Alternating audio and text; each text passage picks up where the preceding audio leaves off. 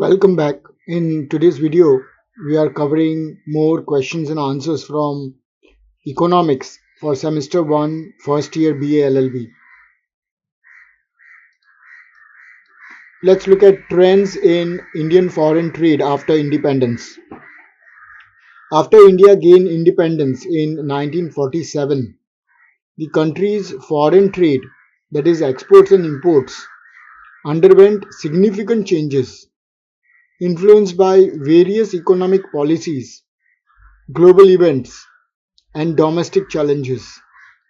The trends in Indian foreign trade can be broadly categorized into different phases based on the policy shifts and global economic conditions. Let's take the first period between 1947 and 1950, post independence and import substitution. After independence, India focused on self reliance and aimed to reduce dependency on foreign countries. This was reflected in its foreign trade policies and strategies. India's export sector faced challenges due to the partition, which disrupted trade routes, and the country's economy was largely agrarian, agrarian that is, agriculture based. Exports mainly consisted of agricultural products such as jute, tea, and cotton. The government implemented import substitution policies to reduce dependency on foreign goods. Import duties were raised and the emphasis was on domestic industrialization. India faced economic difficulties during this period, including food shortages and the need to build a self sufficient industrial base. This resulted in limited foreign exchange and a trade deficit. Period between 1960s and 1970s, Nehruvian economic policies and centralized control. During this period, India continued with its import substitution strategy and began to focus on industrialization. Foreign trade was regulated by centralized controls, that is, by the government, central government. Exports remained heavily concentrated on primary products like tea, coffee, jute, and cotton. There was limited diversification in terms of manufactured goods. India maintained high levels of import restrictions due to the need for foreign exchange. A major portion of imports was focused on industrial equipment and petroleum. The country faced persistent trade deficits as exports could not meet the growing demand for imports required for industrialization and infrastructure development. In the 1970s, India strengthened economic ties with the Soviet Union and other socialist countries, receiving technical aid, machinery, and raw materials in exchange for raw commodities like iron ore, and jute. Third period, 1980s, gradual liberalization and economic growth. By the 1980s, there was a gradual shift in India's economic policy. Although significant liberalization did not occur until the 1990s, India also saw moderate growth in its industrial sector. The government began to push for export diversification with efforts to expand exports beyond traditional agricultural products. This period saw an increase in exports of manufactured goods, textiles, and chemicals.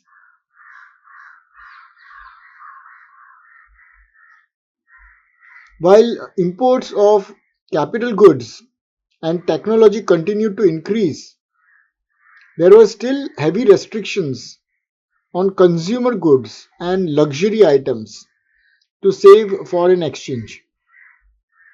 The trade deficit continued to widen due to increased demand for imports, especially in oil and technology, while exports could not keep pace.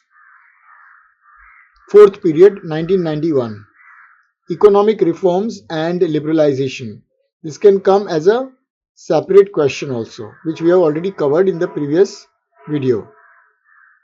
The 1991 economic reforms, which included the liberalization, privatization, and globalization (LPG) policy, marked a turning point in Indian foreign trade.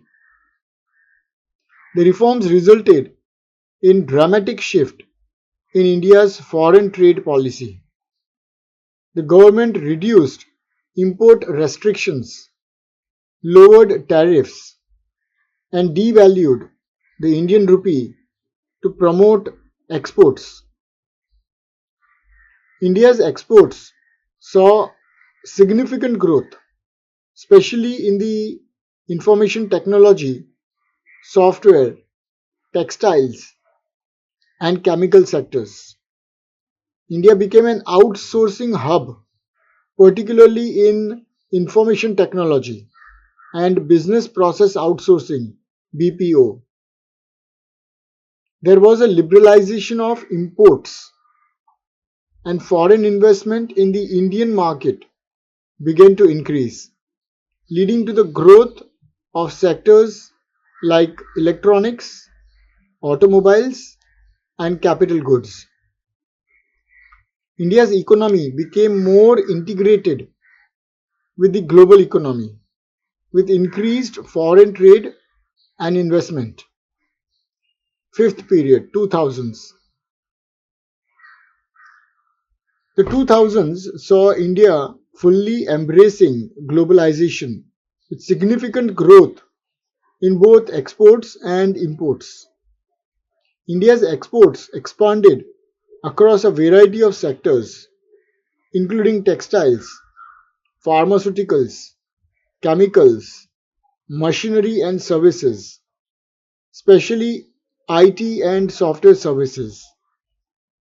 The country became one of the largest exporters of software services globally.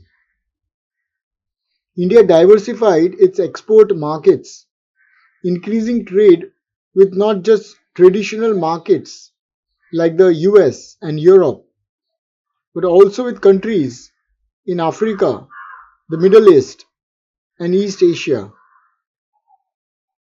Despite the growth in exports, India's imports also increased significantly, especially for crude oil, gold, and electronic goods, leading to persistent trade deficits.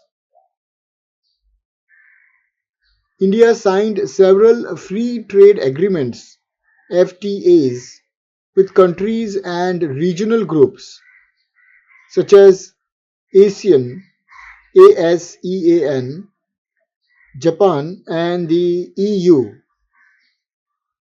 which further boosted trade. Period of 2010s.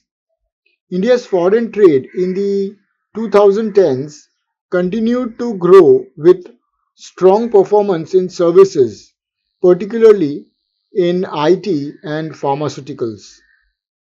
India's services exports, especially in IT, BPO, and business services, continued to be a significant contributor to foreign trade, and India became a global leader in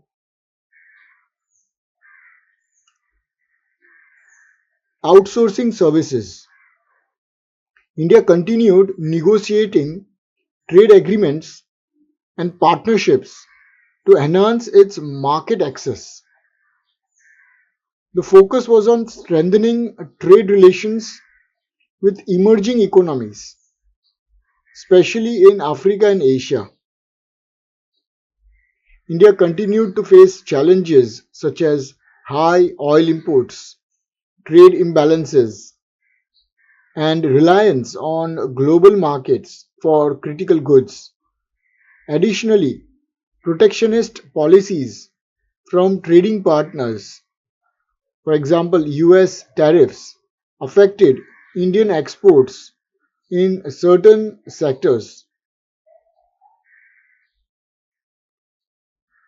The government introduced various initiatives like Make in India and Digital India to boost domestic production and exports in manufacturing and technology. Period of 2020s. The COVID-19 pandemic disrupted global trade in 2020, but India's foreign trade has begun to recover in the subsequent years.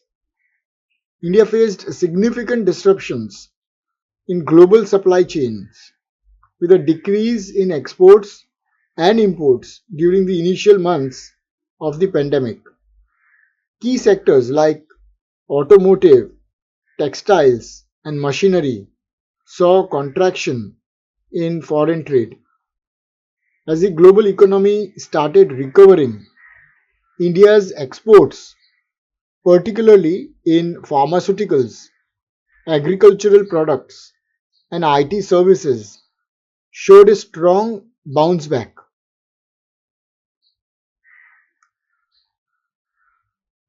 The government also focused on boosting self reliance through initiatives like Atmanirbhar Bharat, Self Reliant India.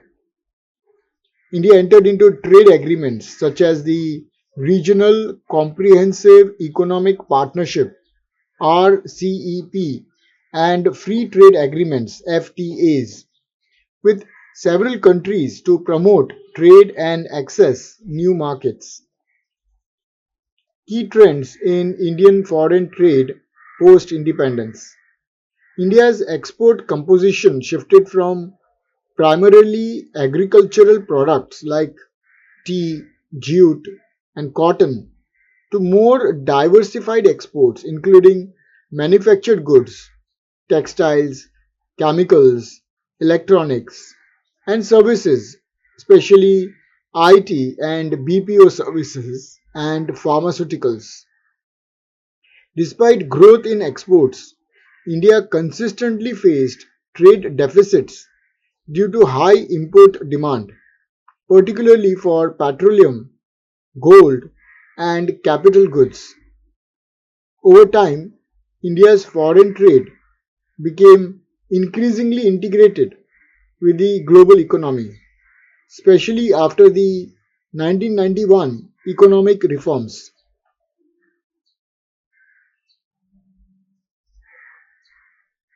The export of services, particularly in IT and software, became a significant driver of India's foreign trade from the 1990s onwards.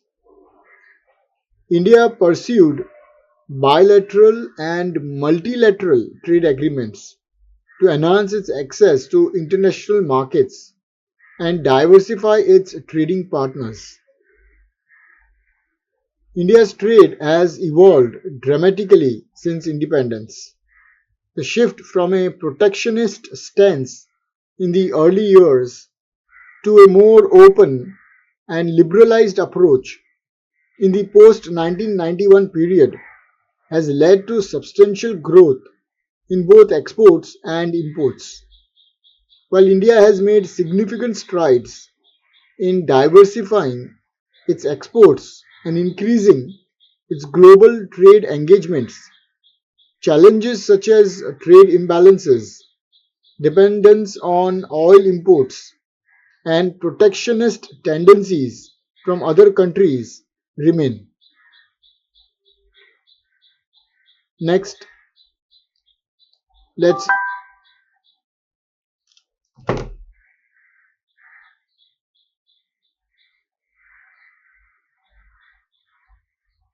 do the balance of payments BOP.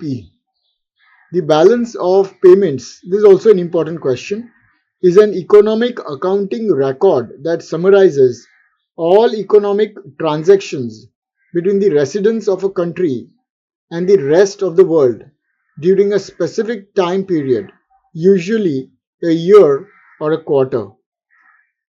The BOP provides a comprehensive overview of a country's economic dealings with other countries, reflecting the flow of goods, services, income, and financial capital. It is a crucial tool for understanding a country's financial health, trade relations, and economic stability. The BOP helps policymakers and economists assess whether a country is facing a surplus or deficit in its external accounts and whether it can meet its foreign obligations. Components of balance of payments. The balance of payments is divided into two primary accounts, the current account and the capital or financial account. There is also a errors and omissions section to account for discrepancies. Current account. The current account records transactions related to the export and import of goods and services, income from abroad, and unilateral transfers. The main components of the current account are goods, merchandise trade. This includes exports and imports of tangible goods such as machinery, food, textiles, etc. Exports of goods. When goods are sold abroad, they are recorded as a credit, that is inflow. Imports of goods. When goods are brought into the country, they are recorded as debit, that is outflow, outflow of money. Services. Outflow of capital. Services. This includes the trade in services such as travel, insurance, banking, software services, consulting, etc. Export of services. When services are provided to foreign countries, it is a credit because money will be coming in. Imports of services. When services are brought from foreign countries, it is debited because money will be flowing out.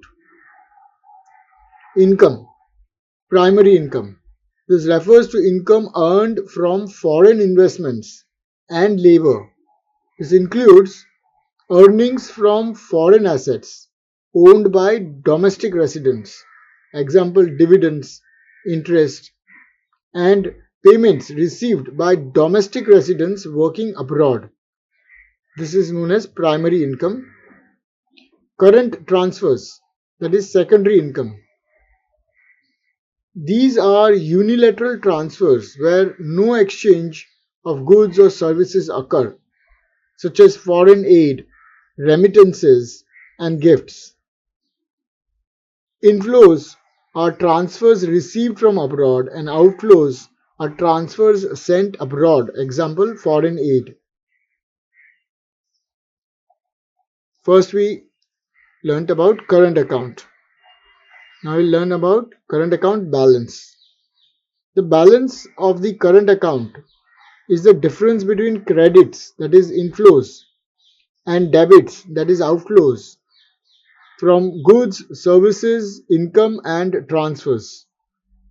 A current account surplus means the country is exporting more goods, services, and capital income than it is importing. While a current account deficit means the country is importing more than it is exporting. We check the current account. Now we'll look at the capital account or the financial account. The capital or financial account records transactions that involve the transfer of capital assets and liabilities between residents and non-residents. It includes the following components. Direct investment. This refers to investments made by foreigners in domestic companies or assets, such as building factories, acquiring companies, and vice versa. Inward direct investment. Foreigners investing in the country. Outward direct investment. Domestic residents investing abroad. Portfolio investments. This includes investments in stocks, bonds, and other financial instruments. These investments are usually made for short term returns rather than control over assets. Foreigners buying domestic financial assets is the inflow, and domestic residents buying foreign assets abroad is outflow. Other investments. These includes loans, currency deposits, and other financial instruments. It encompasses a wide variety of financial transactions not included in direct or portfolio investments. Reserve assets. This refers to the changes in a country's official reserves, like foreign exchange reserves, gold, and IMF special drawing rights held by the central bank. The changes in reserves help manage a country's monetary policy and external trade requirements. Financial account balance. A positive financial account indicates an inflow of foreign investment into the country, while a negative financial account suggests that domestic investors are placing more capital abroad than foreigners are investing in the country.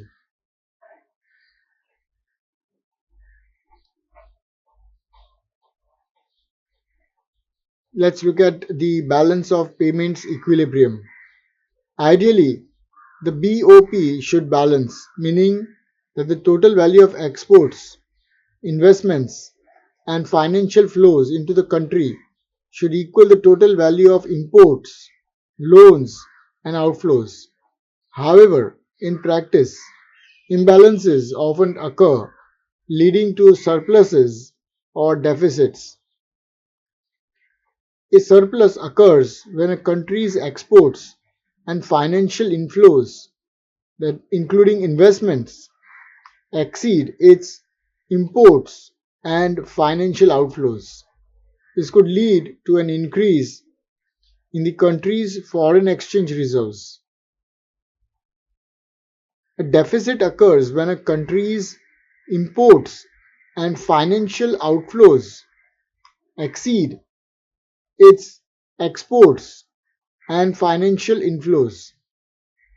This could lead to a depletion of foreign exchange reserves or a need for borrowing to balance the payment, to balance the account. Importance of balance of payment BOP. It is an economic health indicator. It is a key indicator of a country's economic health. A current account deficit can indicate that a country is living beyond its means, relying on borrowing or foreign investment to meet its spending. Conversely, a current account surplus may indicate strong export performance and savings. Policy guidance. Policymakers use balance of payment data to make informed decisions regarding fiscal, monetary, and trade policies. For example, persistent deficits might prompt the government to devalue the currency, impose import restrictions, and seek loans from international financial institutions, helps in foreign exchange reserves management. The BOP helps governments manage their foreign exchange reserves and decide how much foreign currency to buy or sell to stabilize the domestic currency, helps in global competitiveness. A country with a sustained surplus in its current account may benefit from increased demand for its currency, which can make imports cheaper and help stabilize inflation. Investment decisions. International investors and analysts closely monitor a country's BOP to assess the stability of its economy and the potential risks involved in investing there. In conclusion, the balance of payments is a crucial economic tool that tracks all financial transactions between a country and the rest of the world. It consists of the current account, which reflects trade in goods, services, income, and transfers, and the capital financial account, which records investment flows and changes in reserves. While imbalance in the BOP can signal underlying economic problems, it also provides valuable insights into a country's external economic relationship, fiscal stability, and long-term growth prospects. Next, let's look at the poverty eradication programs in India. India has long struggled with poverty, and over the decades, government has introduced a variety of programs and policies aimed at alleviating poverty. These programs span economic, social, and employment sectors, aiming to reduce poverty by enhancing incomes and living standards of the poor. Let us look at the key poverty eradication programs introduced in India. First is the 5-year plans and poverty eradication. The 5-year plans laid the foundation for many poverty alleviation programs in India. The early focus was on economic growth and industrialization, which were assumed to help reduce poverty indirectly by generating employment and wealth. First 5-year plan started from 1951 to 1956, focused on agriculture and rural development, as the majority of the population was dependent on agriculture for their livelihood. The second 5-year plan, starting from 1956 to 1961, focused more on industrialization but still considered poverty reduction as part of the broader economic strategy. Subsequent plans over time, later plans began to introduce more targeted measures for poverty alleviation, recognizing the need for direct interventions in health, education, and rural employment. Poverty eradication programs after 1970s. The Integrated Rural Development Program IRDP of 1978, which was launched with the goal of improving the living standards of the rural poor. It aimed to provide employment, income, and assets to the rural poor through credit and subsidy schemes. The program targeted poor rural families and provided financial assistance for income generating activities such as agriculture, livestock, and small scale industries. The program faced criticism due to poor implementation, lack of proper targeting, and limited sustainability of the assets provided. National Rural Employment Guarantee Act NREGA 2005. The Mahatma Gandhi National Rural Employment Guarantees Act MGNREGA, now called NREGA, aims to provide guaranteed wage employment to rural households. It guarantees 100 days of wage employment per year to every rural household whose adult members volunteer to do unskilled manual labor. It focuses on creating durable assets like roads, water conservation, and afforestation. This has been one of the most successful programs in providing employment to millions of rural households, though there have been concerns about its implementation and delayed wages.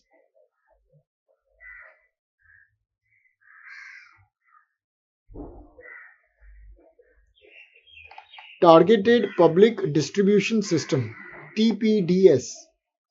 To provide The objective was to provide food security and ensure that the poor and vulnerable sections of society have access to essential food grains at subsidized rates. TPDS Targeted Public Distribution System distributes food grains like rice, wheat, and sugar at highly subsidized prices to below poverty line BPL families through a network of fair price shops. The system has been improved by implementing the National Food Security Act NFSA in 2013, which aims to provide food grains to 75% of the rural population and 50% of the urban population. Issues like leakage, corruption, and inefficiency in the distribution system have been common. These are the key challenges of the targeted public distribution system. Pradhan Mantri Jan Dhan Yojana PMJDY 2014. The objective was to provide financial inclusion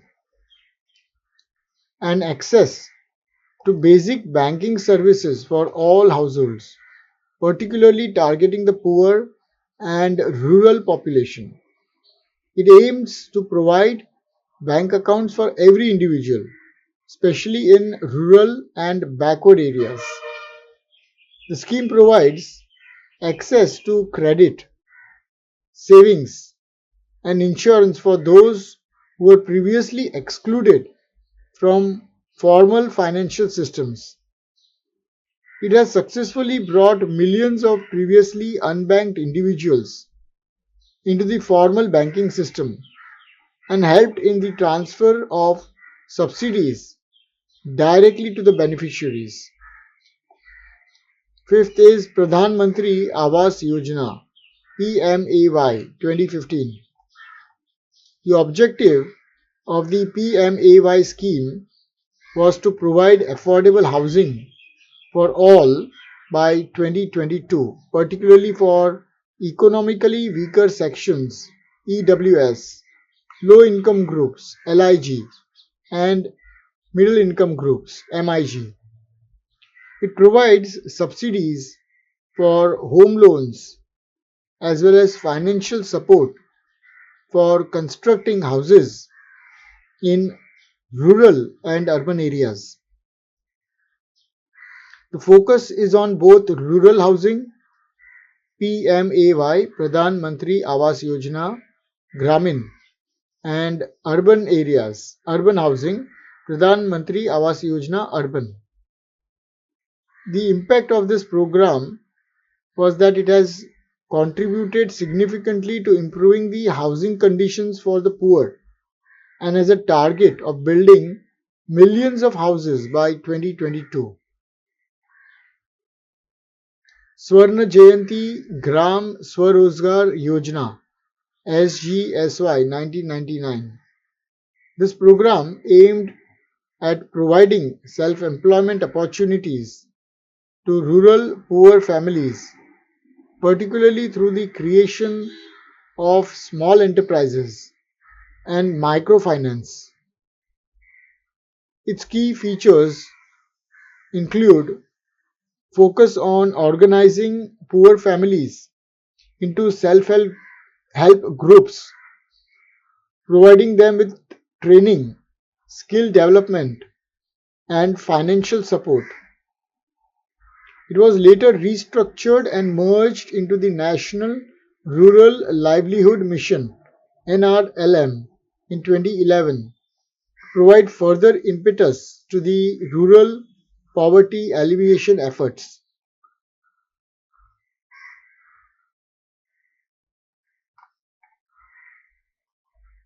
Seventh, National Social Assistance Program (NSAP) 1995. The NSAP aims to provide social security to the poor, elderly, disabled, and destitute individuals. It includes pensions for the elderly and disabled, that is, old age pension scheme, disability pension scheme, along with support for widows and other vulnerable sections. The assistance is provided in the form of cash transfers to eligible households. It ensures a minimum level of social security for the poor and vulnerable in society. Skill Development Program.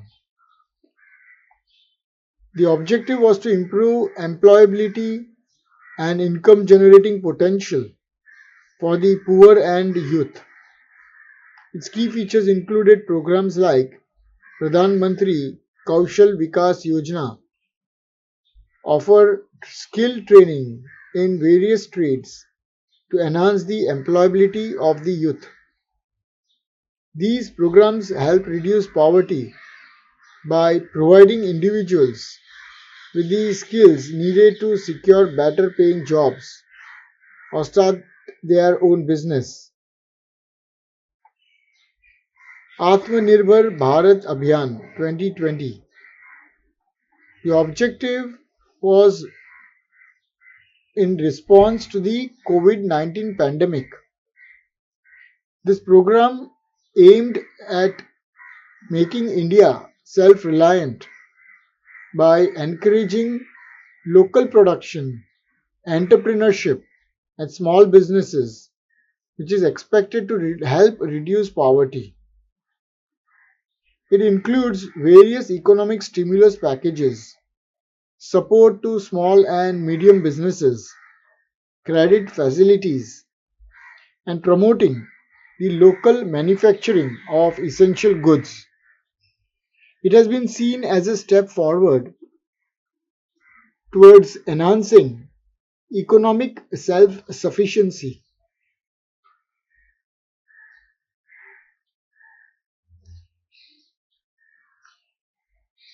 Providing employment and uplifting the livelihoods of the poor.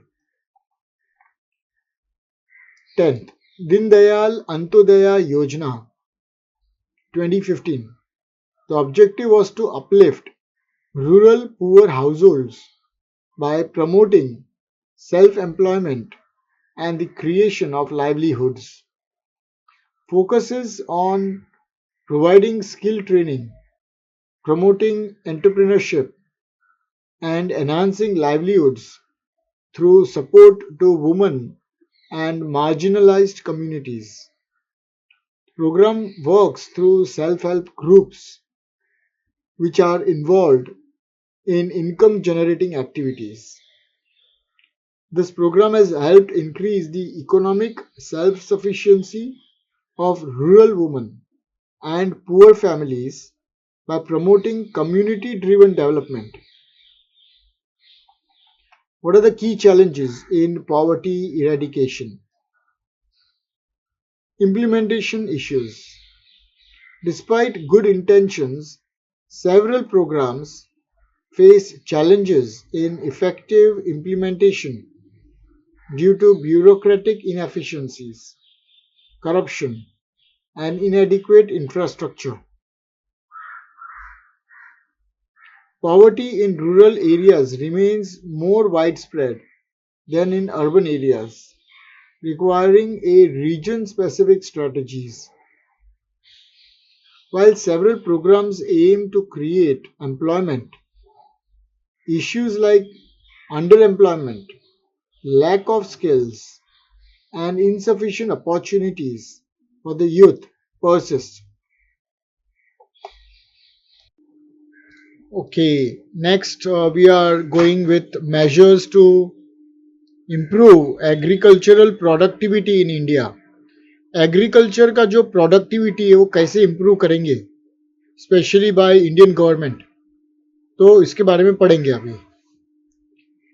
Agriculture का productivity increase कैसे किया जाता है। Agriculture has been a vital sector, important sector in India's economy. India की economy में agriculture has been a vital sector, important sector रहा है India के इकोनॉमी में, क्योंकि यहाँ पे significant portion of the population जो है, बड़ा पोर्शन पॉपुलेशन का एम्प्लॉयड है इस एग्रीकल्चरल सेक्टर में। और एग्रीकल्चर सेक्टर जो है वो फूड सिक्योरिटी में एक इम्पॉर्टेंट कंट्रीब्यूशन करता है। फूड सिक्योरिटी में मतलब इंडिया के फूड सिक्योरिटी में एक मेजर कंट्रीब्यूटर है। ऑफ कोर्स एग्रीकल्चर है तो वहां से फूड का प्रोडक्शन होगा, तो agriculture contribute significantly to food security, इसलिए इंडिया को इंपोर्ट करने का जरूरत नहीं पड़ता।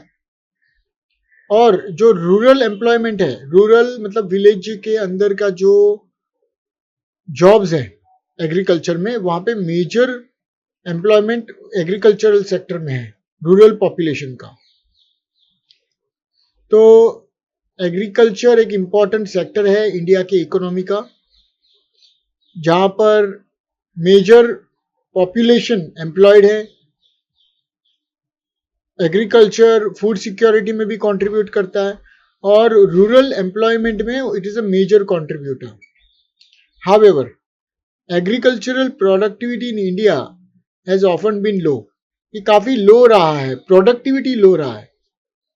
बहुत सारे जन काम कर रहे हैं बट वहां से जो प्रोडक्शन हो रहा है वो बहुत कम रहा है, limiting the potential for growth and development in rural areas. और इसी की वजह से रूरल एरियाज में डेवलपमेंट नहीं हो रहा है, ग्रोथ नहीं हो रही है रूरल एरियाज में। अभी भी विलेजेस क्यों पुअर है? क्योंकि एग्रीकल्चर से इतना प्रोडक्टिविटी नहीं आ रहा है।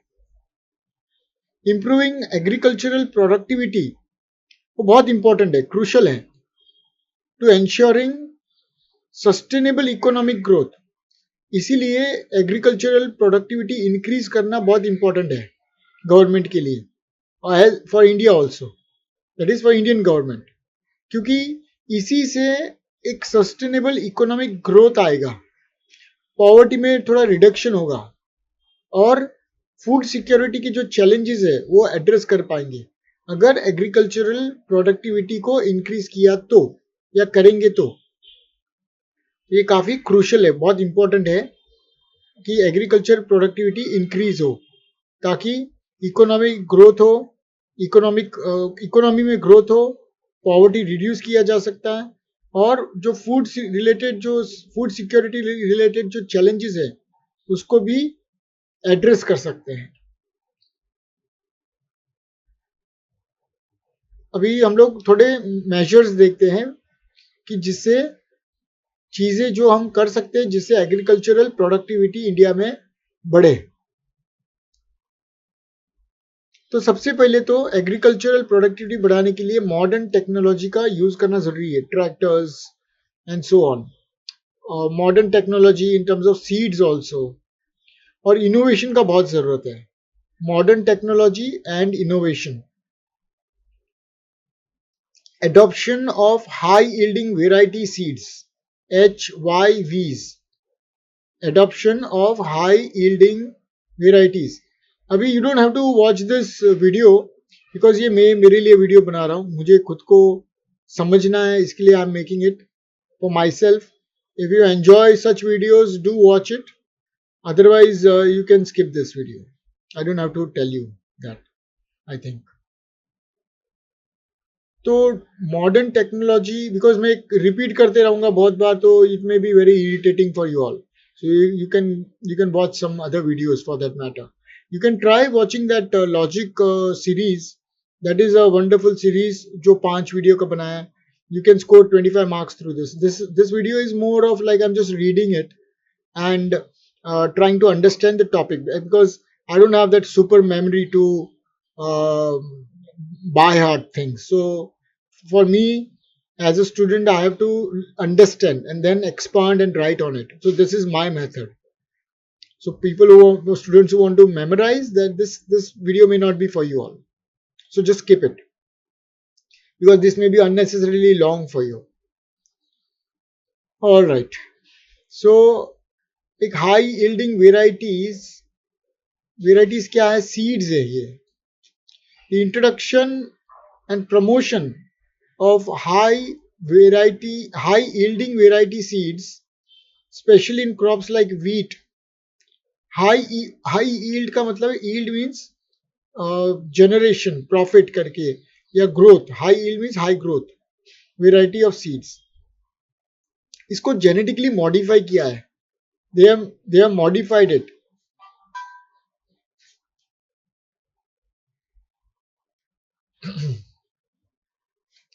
Alright. So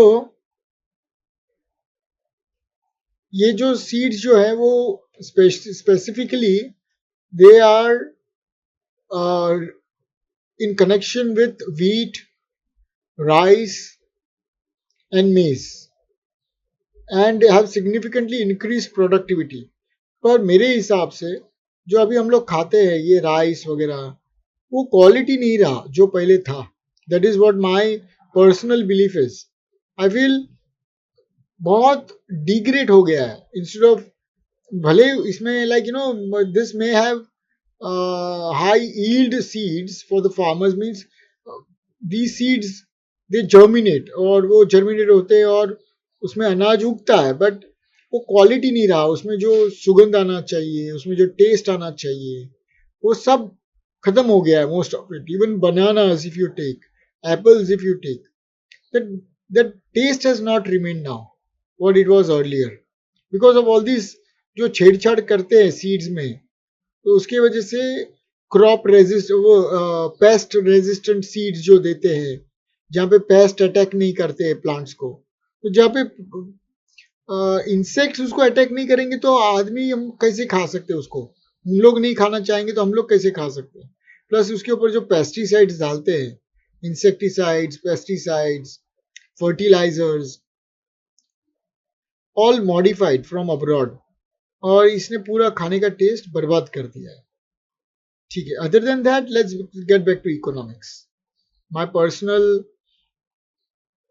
रोना धोना तो चलते रहेगा सबका, वो तो चलते ही रहता है. Complaining attitude is always there.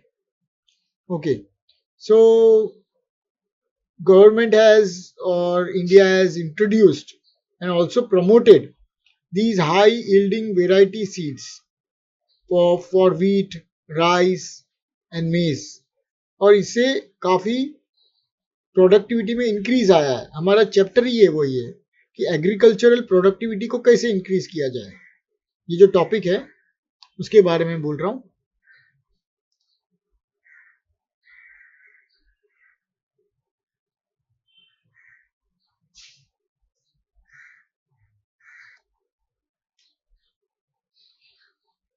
The Green Revolution in the 1960s is the prime example of this, as it led to higher crop yields and self-sufficiency in food production.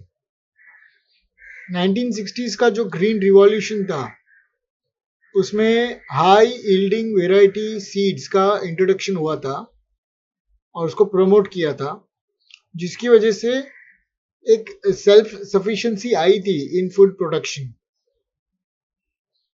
Precision agriculture.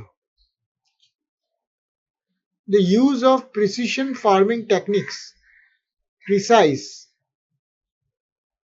accurate farming techniques, correct farming techniques that involve the use of GPS, sensors and drones.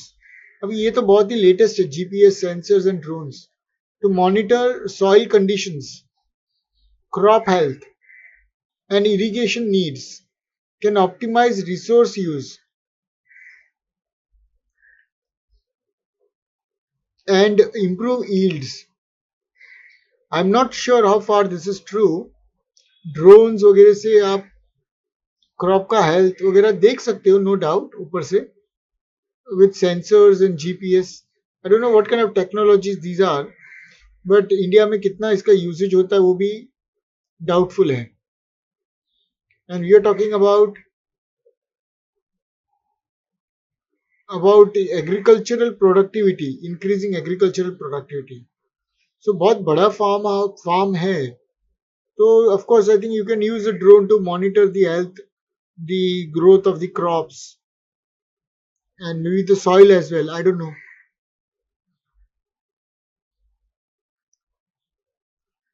Can't say for sure about these things. And irrigation needs can optimize resource use and improve yields. ठीक है, इसको आगे देखते हैं. Next, biotechnology and genetic engineering. The development and use of genetically modified GM crops that are resistant to pests, diseases and environmental stresses can lead to higher productivity. अब ये genetically modified seeds जो है, कहते हैं कि they are resistant to pests, insects वगैरह उसको कीड़े वगैरह खा नहीं पाएंगे. टू द प्रोड्यूस जो उगा रहे हैं उसको इंसेक्ट्स वगैरह नहीं खा सकते हैं और नहीं खाते हैं बेसिकली. उसमें कोई कीड़े वगैरह भी नहीं पड़ते, कोई डिजीजेस भी नहीं आती उसमें. एंड एनवायरमेंटल फ्लक्चुएशंस जो होते हैं, अनसीजनल रेन वगैरह,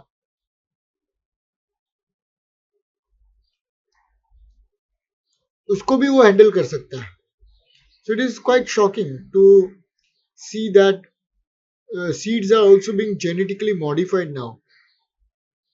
Of course farmers के लिए तो वो yield है, वो प्रोड्यूस तो है उनके लिए, पर how much it is good for human health, that also has to be considered. So right now we are not sitting here to critically evaluate the increasing the agricultural productivity or the measures that are going to be taken to improve agricultural productivity, but I'm just sharing my opinion, my thoughts about it.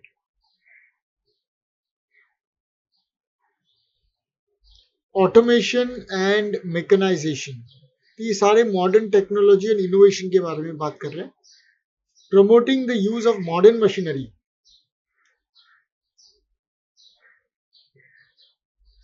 such as tractors, harvesters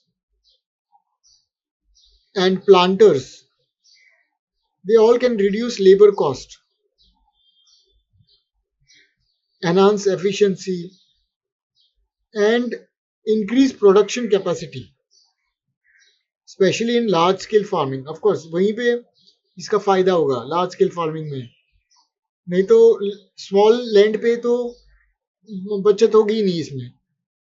because machineries like tractors, harvesters जो है, tractors हम लोग ploughing के लिए use कर सकते हैं, खुदाई के लिए.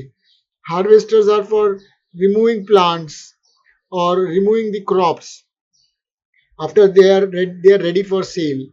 सो उनको हार्वेस्ट करना पड़ता है, निकालना पड़ता है. So that harvester machines are there. And then there are planters which plant also. There are machines which plow and then plant seeds automatically. So these of course जब machines वगैरह use करेंगे तो labor cost तो reduce हो ही जाएगा. क्योंकि labour का इतना ज़रूरत नहीं पड़ता है उसमें, प्लस फार्मिंग में थोड़ा एफिशिएंसी और आ जाती है, और प्रोडक्टिविटी, जो प्रोडक्शन का कैपेसिटी है वो इंक्रीज हो जाता है। ये पर कहाँ ये बेसिकली लार्ज स्केल फार्मिंग में ही फायदा है इसका। So the first way of improving agricultural productivity. Next, how agricultural productivity can be increased is by irrigation improvements, efficient water management. The majority of India's agriculture depends on monsoon rains, which are often unpredictable. Expanding irrigation infrastructure and improving water management practices can ensure consistent water supply throughout the year.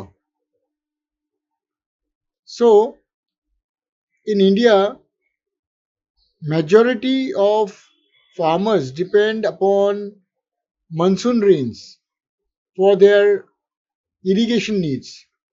Now, monsoon in India is often unpredictable. Government has expanded irrigation infrastructure to improve the water management practices. Due to this, consistent water supply throughout the year is possible.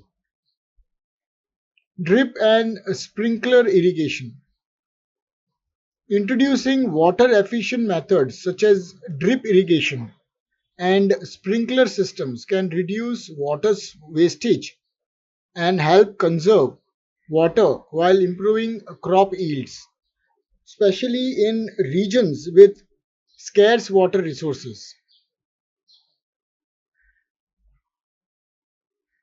Water harvesting. Encouraging rainwater harvesting and building small scale water shortage systems like ponds and check dams can help maintain water availability during dry spells.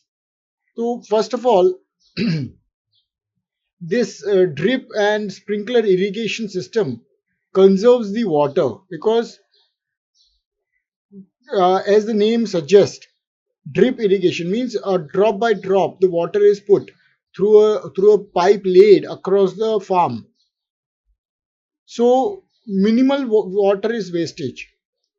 Minimal water wastage happens, and in turn it conserves water while improving the crop yields. Now, this is especially helpful in regions where there is water scarcity. Also, rainwater harvesting means saving the rainwater during monsoons will help build like a small scale water storage systems, and these uh, harvesting of rainwater is done in ponds and dams, small dams, which will then make the water available throughout the dry seasons. Soil health and fertilizer management. Soil testing and fertilizer optimization. Regular soil testing to understand the nutrient requirements and adapting balanced fertilization can improve soil health and increase yields. Over reliance on chemical fertilizers often leads to soil degradation. So, proper nutrient management is essential. This is very important point. Soil testing. When just like our human body, we also need to do test to uh, determine if we are what are we suffering from, what are the disease that we are suffering from, if any. So similarly, the soil also has to be tested on a regular basis to understand what kind of nutrients it requires. Because if the plants to grow or the crops to grow, it requires nutrients in the soil. And once the report comes in, the testing of the soil is done, and the report comes in, and accordingly, fertilization can take place. Fertilizers can be put in the soil to improve the health of the soil and thus increase the crop yields. Also, over reliance on the chemical fertilizers will actually spoil the soil, or it will degrade the soil. It will reduce its the crop yields when excess chemical fertilizers are used. So, and therefore, this soil testing becomes very important for managing the nutrients which are essential for the growth of crops. Organic farming, encouraging organic farming practices, which is very difficult, or rather not difficult, but not many farmers adapt to are going for organic farming practices, improves for soil fertility and reduce dependence on synthetic fertilizers, and this in turn can help achieve sustainable agricultural productivity in the long run. So organic farming basically helps in improving the fertility, that is how much per acre of land can give crop yields. And therefore organic farming basically means no artificial fertilizers will be used or synthetic fertilizers will be used in the planting or in the growing of the crops, and this in turn helps increase the agricultural productivity in the long run. Conservation tillage, practicing minimum tillage and conservation tillage methods can prevent soil moisture, prevent soil erosion, and improve soil structure, leading to better yields over time. So, tillage basically means the initial preparation of the soil by mechanical means, by like plowing or harrowing or cultivating. So, this is known as tillage. So, basically, to prepare the soil. Now, this practice of minimum tillage and conserving the tillage methods, conservation tillage methods, meaning not to plow it too deep. This helps prevents the soil moisture, preserve the soil moisture, because there is moisture in the soil, in the land, and if you plow too much, then that moisture goes out. Also, to prevent the soil erosion and improve the soil's structure. This helps actually for better crop yields over time. Access to credit and financial support. Subsidized loans. Easy access to low interest credit for farmers is crucial for purchasing quality seeds, fertilizers, and machinery. Government programs like Kisan Credit Card and Pradhan Mantri Fasal Bima Yojana provide financial support to farmers, reducing their dependence on informal lenders. So, through different government programs like KCC, KCC Kisan Credit Card or Pradhan Mantri Fasal Bima Yojana, farmers will get low interest credit, access to low interest credit through which they can purchase seeds, fertilizers, and machinery.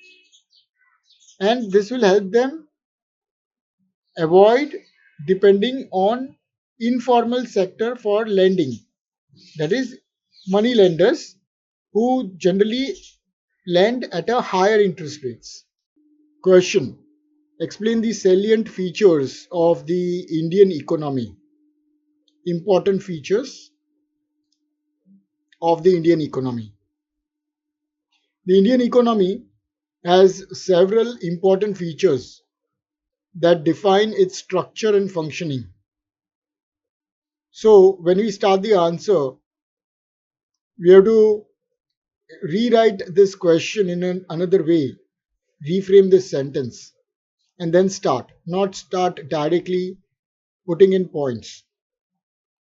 So, these are what are the features, how do we determine or how do we understand what an Indian economy is. There are certain features of that. One is that it is a mixed economy. India has both private businesses and government controlled industries. This means that both private companies and the government work together in different sectors.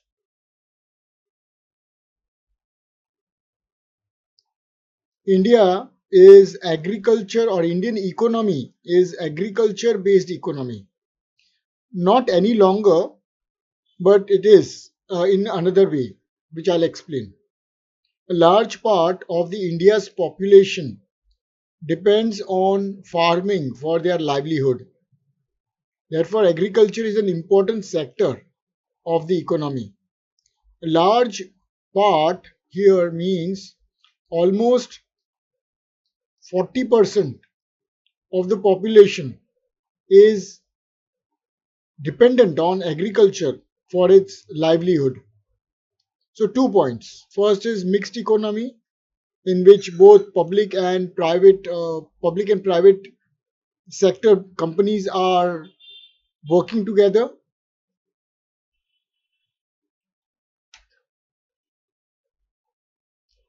The private businesses and the government controlled businesses, industries, they work together.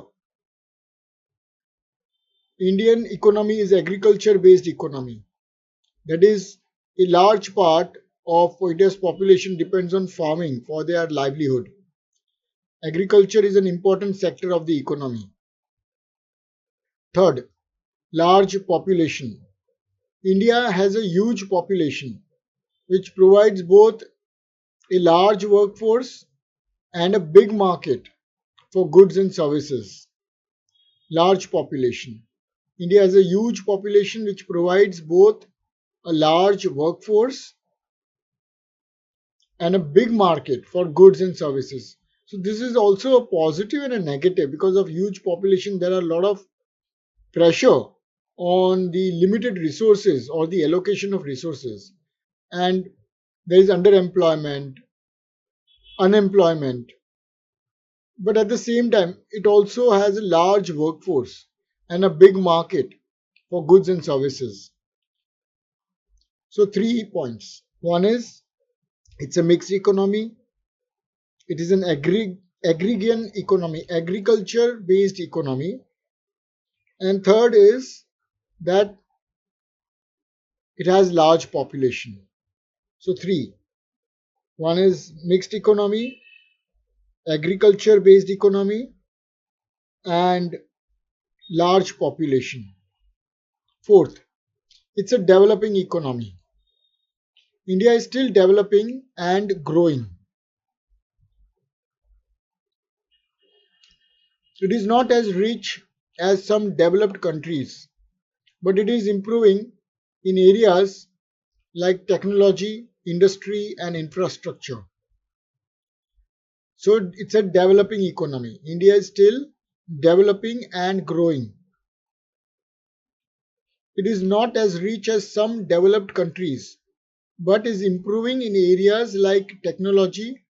In the IT sector, India exports major or contributes majorly to the IT exports. In pharmaceutical industries, India is also one of the largest exporters of pharma products or medicines, and it is also developing in infrastructure. It's building a lot of roads, ports, airports.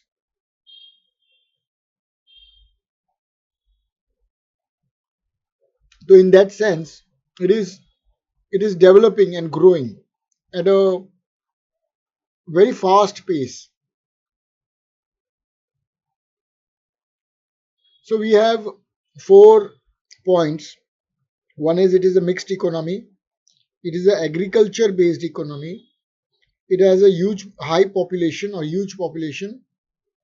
And the fourth was it's a developing economy. It's a developing economy. All right. So let's state it again. Mixed economy, agriculture based economy, large population, and developing nation or developing economy. Okay. Fifth is diverse sectors. Indian economy has three main sectors: primary, secondary, and tertiary. What is primary sector? In that, agriculture is included, fishing and mining. Agriculture, fishing and mining. In secondary sectors, factories, industries and manufacturing. And in tertiary sectors, we have services like banking, IT, healthcare and education. So we'll just revise this again. The Indian economy has three main sectors: primary sector, secondary sector, and tertiary sector. So these are diverse sectors.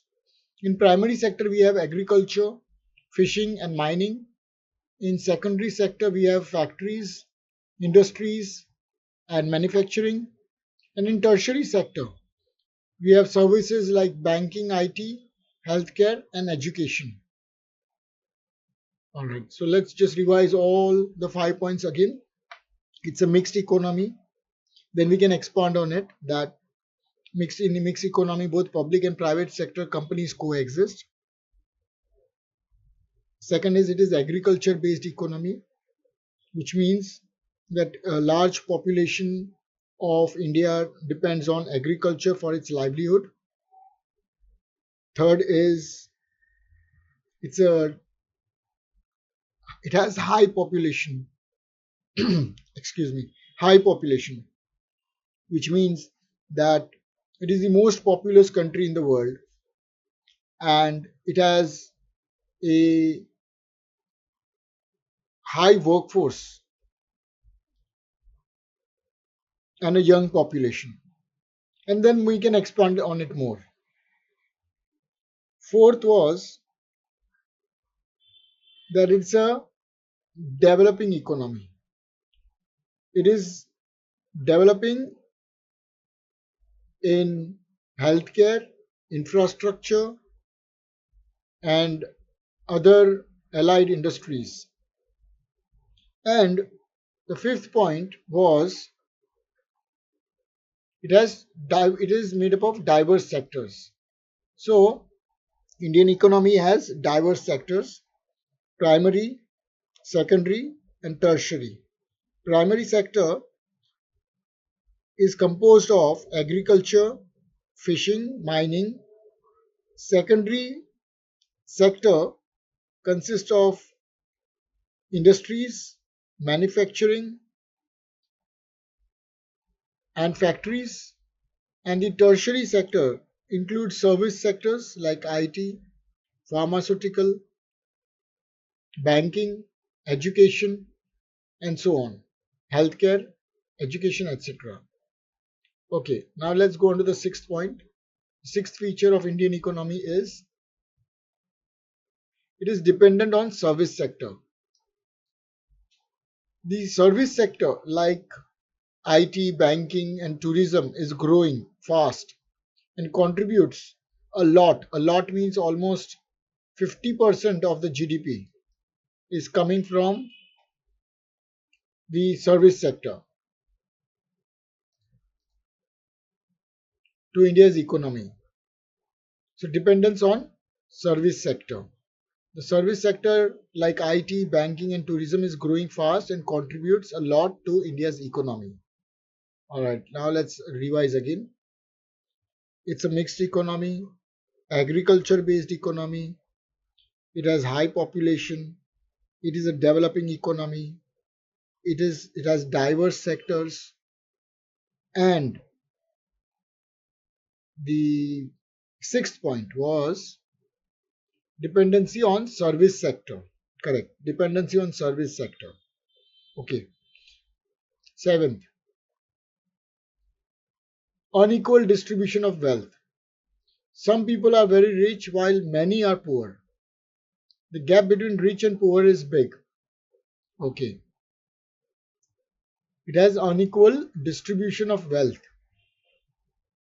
We can see actually that a major portion uh, of the population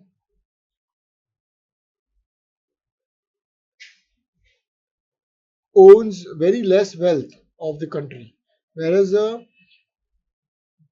say 2 to 3% or 5% of the population, that is high net worth individuals, they control almost 40 to 50% of India's wealth. So this is the unequal distribution of wealth. Okay, let's revise again. It's a mixed economy, agriculture based economy, it's a developing economy, high population. So first we have high population and developing economy. Then the fifth point was it is made up of diverse sectors and high dependence on service sector. That was the seventh, four, five, sixth part. The seventh was unequal distribution of wealth. The wealth is not distributed equally. So we have seven. And the eighth is large informal sector. Many people work in small jobs like street vendors and daily wage workers where there are no fixed salaries or job security. Large informal sector. Many people work in small jobs like street vendors and daily wage workers where there are no fixed salaries or job security. Let's revise again the main headings, main points that are the salient features of Indian economy. Indian economy is a mixed economy. It is an agriculture based economy. Why? Because major population, a substantial portion of the population, almost 40%, is dependent on agriculture for employment and its livelihood. Third is it is a developing economy. Fourth is high population. Fifth is